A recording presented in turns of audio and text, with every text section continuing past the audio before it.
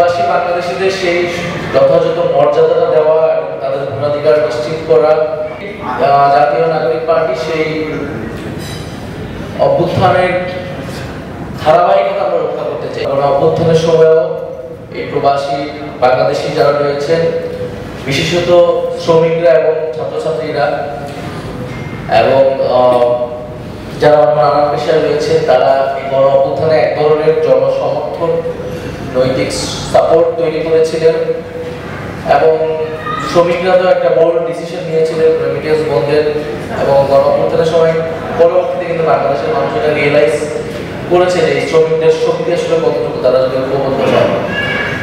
ফলে প্রবাসী বাংলাদেশিদের সেই যথাযথ মর্যাদাটা দেওয়া এবং তাদের ভোটাধিকার নিশ্চিত করা এবং তাদের যে নানা ধরনের যে হয়রানির মধ্যে পড়ে, আমরা বিভিন্ন জায়গায় আলাপ আলোচনার মধ্যে সেই অনেক অভিজ্ঞতা আমরা শুনেছি তাদের কাছ থেকে, পাসপোর্ট অফিস থেকে শুরু করে বিভিন্ন এয়ারপোর্টে তাদের যে হয়রানি, সেই হয়রানিগুলো বন্ধ করতে যথাযথ উদ্যোগ নেওয়া সরকারের পক্ষ থেকে, সেটার জন্য আমরা দাবি জানাচ্ছি। এবং আমরা এই মুহূর্তে বাংলাদেশে প্রবাসীদের ভোটাধিকারের পক্ষে আমরা ক্যাম্পেইন করছি।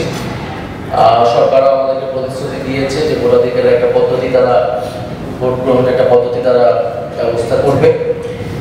ফলে সার্বিকভাবেই জাতীয় নাগরিক পার্টি সেই